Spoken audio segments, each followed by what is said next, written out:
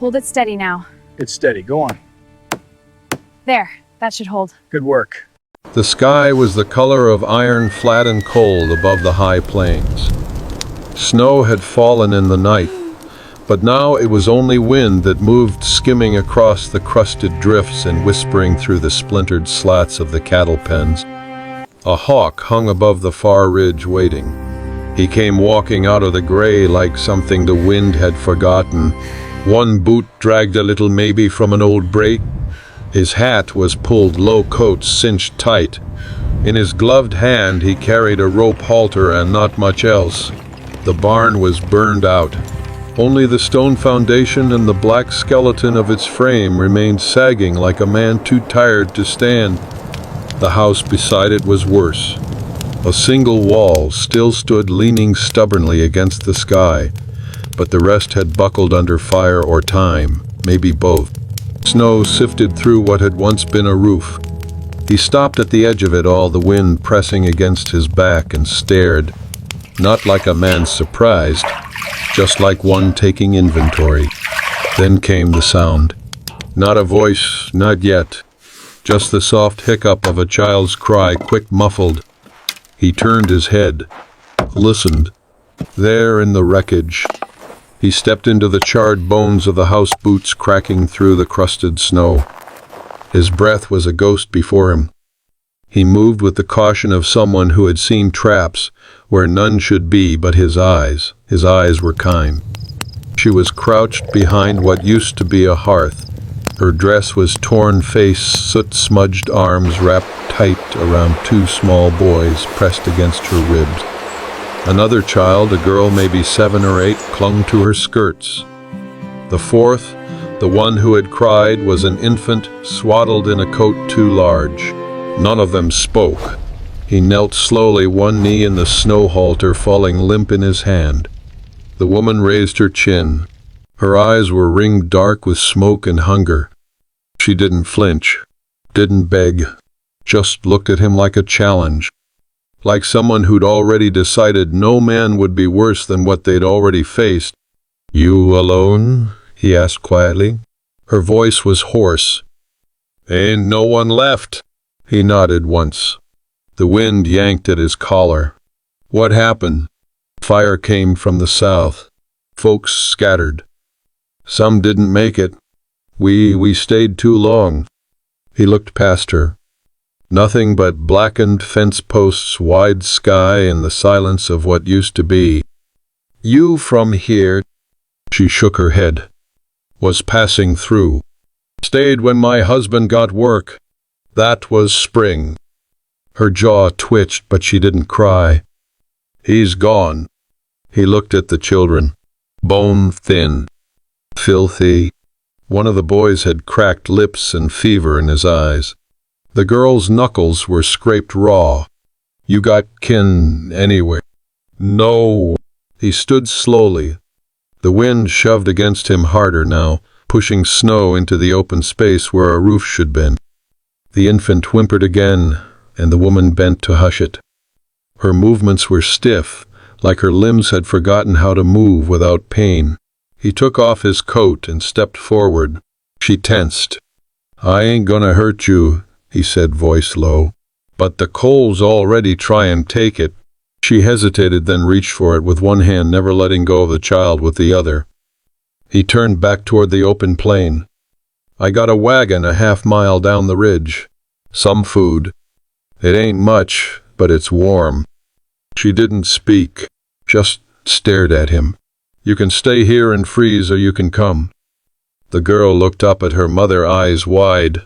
One of the boys coughed, a wet rattling sound that echoed too loudly in the stillness. The woman pressed her mouth to the baby's head and stood. "All right." He stepped aside, letting her pass first. The children stumbled after her, too tired to be afraid. As they walked away, the last wall of the house groaned in the wind and gave up, falling inward with a sound like a long-held breath letting go. He didn't look back.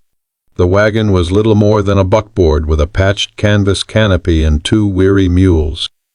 It stood parked beside a lone cottonwood, half dead and creaking in the wind. The tree was the only thing tall enough to break the endless line of the horizon. He lifted the girl up first. She was light as a sack of flower legs, swinging awkwardly as she settled on the worn plank. The boys he carried one under each arm. Neither resisted. The smallest of them murmured something in a fevered slur, his head rolling against the man's shoulder. Last was the woman. She clutched the baby tight, her steps unsteady in the snow. He offered his hand. She hesitated, then placed her palm in his, her skin cracked and cold as river stone. He helped her up, then climbed in beside them. A wool blanket was folded beneath the bench. He passed it to her. She wrapped the children as best she could and tucked the infant close to her chest. The wind had grown sharper and the clouds above them hung low, threatening more snow before nightfall. He clicked to the mules and took up the reins. For a long time they rode in silence. The wagon wheels creaked. The harness chains clinked with each step. The wind never let up, but the land slowly changed. Rolling hills gave way to a shallow valley lined with sage and bare cottonwood. After nearly an hour, the shape of a cabin came into view, tucked against a rise. Smoke lifted from the chimney in a thin, steady line. The windows glowed faint yellow with lantern light. She leaned forward slightly, her eyes narrowing. "You live out here alone?" He nodded. "Since spring. Been working cattle out near White Butte. Ain't much for company." The girl beside her shivered and pressed into her side. The man noticed and tapped the reins. "Almost there." They pulled to a stop near the lean-to shed beside the cabin. He climbed down and reached up to help them one by one. The woman refused his hand. This time she'd found some part of her strength again and managed the step herself, though her knees buckled a little when she landed. The door creaked open into warmth and wood smoke. The room inside was small but clean. Rough pine walls, a cast-iron stove, a battered table, and one bed made tight with wool blankets. A rocking chair stood in the corner and a rifle hung above the door. He led them in and stoked the stove higher. The warmth swept in slow, curling fingers across the floor. "There's water on the stove. You can wash up some," he said. "Food'll take a while." She didn't reply, just unwrapped the blanket, took the baby out of her coat, and sat on the floor near the stove. The children collapsed beside her, all four of them in a heap like animals, finally safe enough to sleep. He watched them for a moment, then turned and set to work. Venison stew from a pot he'd left cooling, cornbread from a cloth-lined tin, dried apples stewed back to life with sugar and water. It wasn't much, but it filled the space with the smell of comfort. The boy with the fever stirred awake when the food hit the table. The others followed, silent but alert, now the kind of hungry that ran deep. She tried to make them wait, but he set plates in front of each and sat across from them. "Eat," he said. "God knows you need it more than I do." They ate like they hadn't in weeks. She kept her eyes on the bowl, one hand on the baby who suckled sleepily beneath her shawl. The children devoured every bite. When it was done, they slumped back, dazed and full. "I don't even know your name," she said finally. "Clay." He didn't look up from where he was cleaning the bowls. "Clay Henderson." She hesitated, then said, "My name's Mara." He nodded once. The name seemed to settle in the air as if it belonged there already. The wind beat against the cabin walls, but inside the world was quiet. Clay set another log on the fire. Mara leaned back against the wall, the baby curled on her chest. Her eyes flickered closed. She hadn't meant to sleep, but her body gave in. Clay sat back in the rocking chair, arms crossed, gaze drifting over the 5 shapes resting on his floor. He hadn't planned on company. He hadn't planned on anything anymore. But they were here now, and he could not walk away. The saddle's ready, subscribe and climb on. Mara woke to the crackle of fire and the sharp scent of pine smoke. Her neck ached from sleeping upright, her arm numb beneath the baby's weight. For a moment she couldn't remember where she was, then the shape of the room, the soft wheeze of the stove, and the quiet breathing of her children brought it all back. The cabin. The stranger. Clay. He wasn't in the chair anymore. The rocker sat still, shadows pooled in its curve. She looked around, heart climbing up her throat. The boys were curled beside each other, the fevered one still flushed, but breathing easier. Her daughter Anna was wrapped around her middle like a vine face, buried in her mother's side. The baby Elise was warm and quiet. The door creaked. She turned just as Clay stepped back inside, a rush of cold trailing behind him. He carried a small sack slung over his shoulder and a narrow bundle wrapped in oilcloth. Snow dusted his shoulders. "Morning," he said. She blinked. "Is it?" He nodded and walked past her, setting the sack down on the table. "Barely." The oilcloth bundle, when he unwrapped it, revealed 2 tin cups, a folding knife, and a worn book. He set them aside with quiet care. "I went down to the creek. There's fresh water if you want to wash," she said without turning. She shifted Elise gently, then stood. Her back screamed. Her muscles didn't want to move. Still, she crossed to the stove, poured a little of the warmed water into a bowl, and dipped in a rag.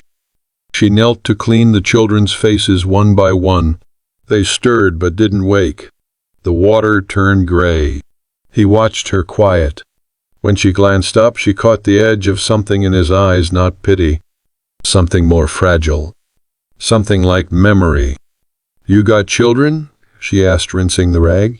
He looked away. "No." She waited, but he didn't explain. "Wife, why?" "No." She pressed her lips together. There was nothing soft in his voice, but there was nothing mean either.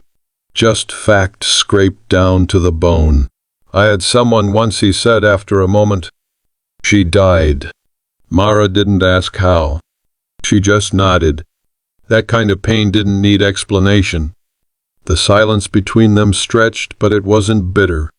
Just hollow like space waiting to be filled. He set about cooking cornmeal mush with lard and a little honey. Mara found herself watching the way his hands moved, sure, simple, without waste. The firelight cut across his jaw. He looked older now than he had the night before. Not by years, but by wear.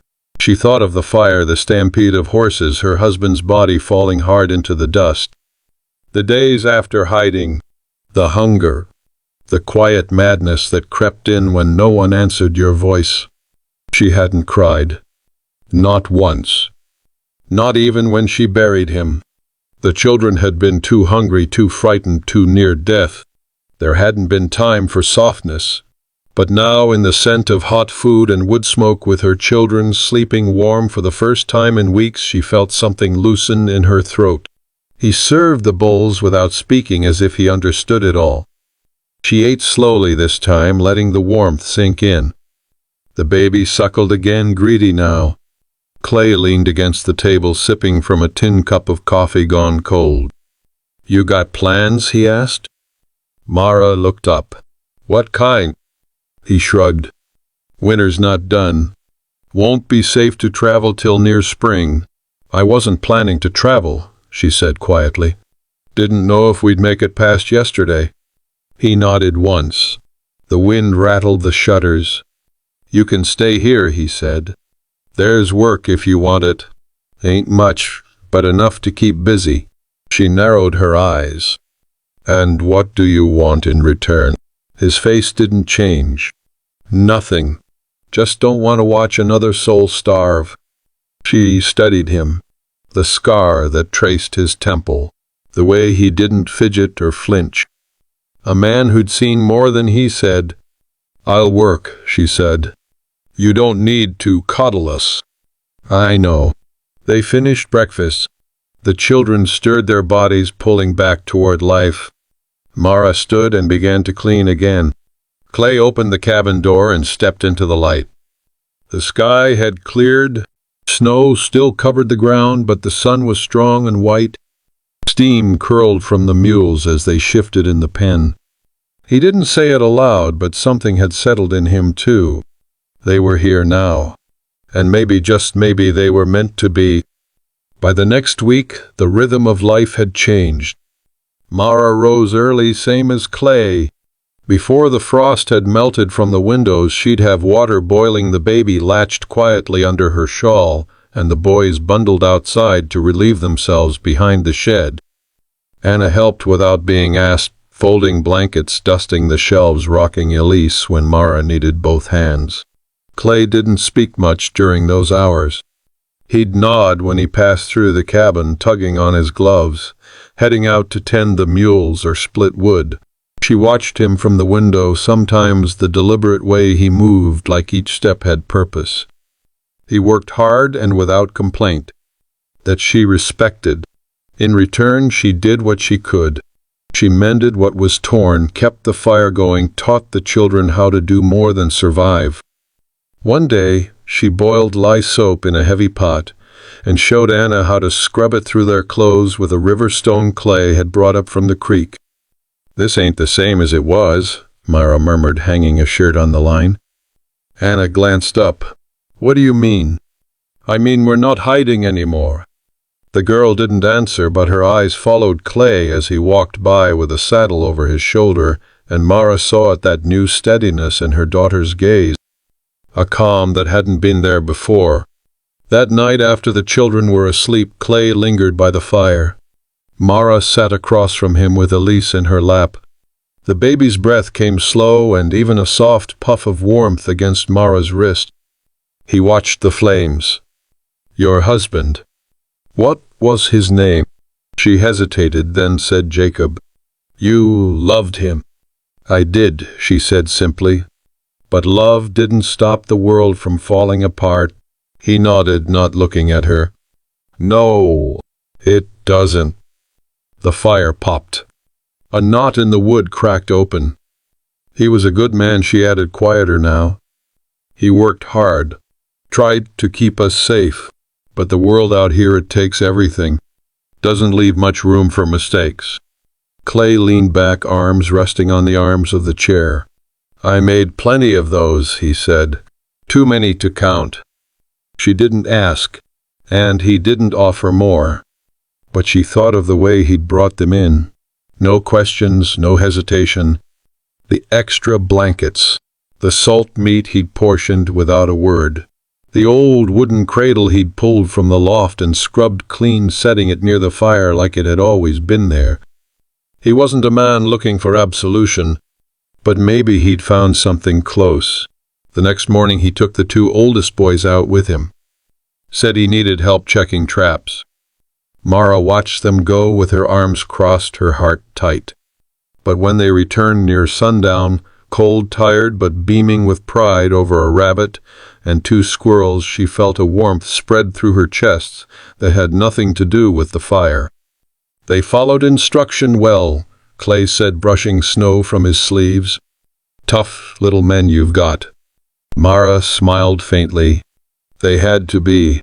Anna read to her brothers that night, her voice steady as she traced the worn words of the Bible Clay had left on the shelf. Mara watched her from the table, fingers still sore from scrubbing. Clay stepped beside her with two tin cups. "You ever think about starting over?" he asked, not looking at her. "I don't think I ever stopped." He passed her the cup. Coffee, strong and dark. She took it, their fingers brushing. There was no softness in this place, not in the wind, not in the work, not in the land itself. But there was something steadier now, something taking root. She looked at him, then really looked. Saw the quiet grief behind his steadiness. The strength built from being alone too long. The part of him that still believed in doing right even if no one was watching. "You didn't have to take us in," she said. "No," he agreed. "But I did." He turned back to the window, watching snow fall quiet across the darkened yard. The mules stood huddled in the lean-to. Smoke curled soft into the night sky. Inside the cabin breathed with warmth and sleeping children. Outside the wind carried on. The thaw came slow that year. Mornings stayed bitter, the frost clinging past sunup, but the days stretched longer and the snow that once buried the hills now melted in streaks along the south-facing slope. Streams broke free with a rush, carving paths through mud and gravel. The cabin sagged less under winter's weight. Mara stood barefoot on the packed dirt floor, holding Elise against her shoulder. The baby had started to lift her head, now neck-straining fists curled. She liked the sound of Anna's voice, laughed when her brothers made faces, and slept better when Clay was near, even in silence. Mara noticed that, the way Elise settled quicker when his footsteps passed near, the way the boys looked for his nod before dragging wood inside or offering to help fix the door latch. He didn't bark commands or raise his voice, but his presence steadied them like a post driven deep into the ground. The morning was warmer than usual when Clay asked her to ride out with him. "I'll take the boys another day," he said. "Just need an extra set of hands." She looked at him, one brow lifted. "You saying I can pull my weight now?" "I'm saying I trust you not to fall off a horse." It was half a joke. She took it as a compliment. The children watched from the door as they rode out to gather her on the mule named Whiskey, who was slower but sure-footed. She hadn't ridden in months. Not since the fire. Not since Jacob.